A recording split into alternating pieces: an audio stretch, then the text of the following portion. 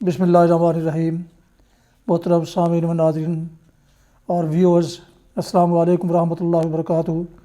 امید ہے آپ اللہ تعالیٰ کے فضل و کرم سے خیریت سے ہوں گے۔ اللہ تعالیٰ آپ کو، آپ کے اہل خانہ کو ہمیشہ اپنی حفظ و امان میں رکھے، آمین۔ راہ ہدایت و نجات کے سلسلے کا ولاگ القرآن و حدیث پیش کرنے جا رہا ہوں اپنے یوٹیوب چینل سے۔ اگر آپ نے ابھی تک میرے یوٹیوب چینل کو سبسکرائب نہیں کیا تو پلیز سبسکرائب کر کے لائک کر کے بیل آئیکن کو ضرور پریس کیجیے گا، تاکہ آنے والے ایسے روحانی اور قرآنی ولاگز جو سراسر باعث خیر، باعث برکت اور باعث ثواب ہیں وہ آپ تک اور دوستوں تک باقاعدہ اور بر وقت پہنچتے رہیں۔ شروع کرتے ہیں آج کا ولاگ القرآن و حدیث۔ اعوذ باللہ من الشیطان الرجیم، بسم اللہ الرحمن الرحیم۔ کدأب آل فرعون والذین من قبلہم کفروا بآیات اللہ فأخذہم اللہ بذنوبہم ان اللہ قوی شدید العقاب۔ ذلک بأن اللہ لم یک مغیرا نعمۃ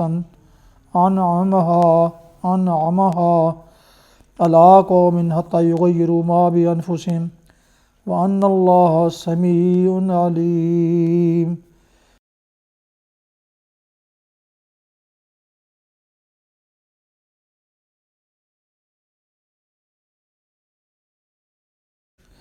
سورہ انفال کی آیات مبارکہ 52 اور 53 کی تلاوت سماعت فرمائی آپ نے، اس کا اردو ترجمہ پیش کرتا ہوں۔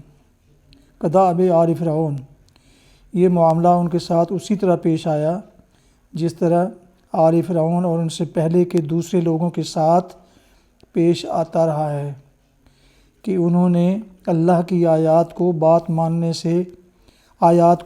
سے انکار کیا اور اللہ نے ان کے گناہوں پر انہیں پکڑ لیا۔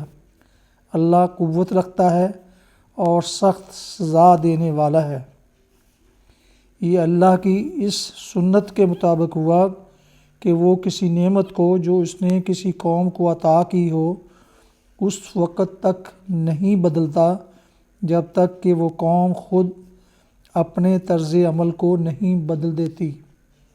اللہ سب کچھ سننے اور جاننے والا ہے۔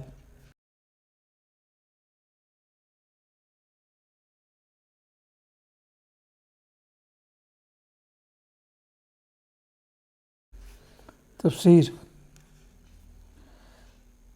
جب تک کہ وہ قوم خود اپنے طرز عمل کو نہیں بدل دیتی، یعنی جب تک کوئی قوم اپنے آپ کو پوری طرح اللہ کی نعمت کا غیر مستحق نہیں بنا دیتی، اللہ اس سے اپنی نعمت سلب نہیں کیا کرتا۔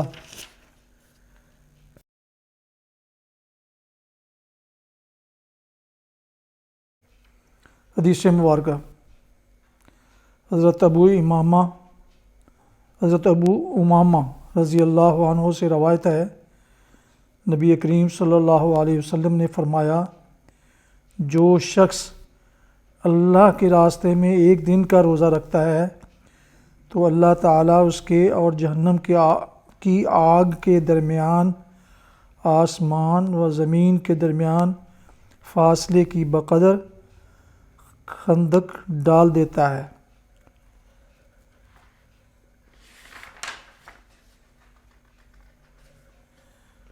حسن سنن ترمذی ابواب فضائل الجہاد، حدیث نمبر 1624۔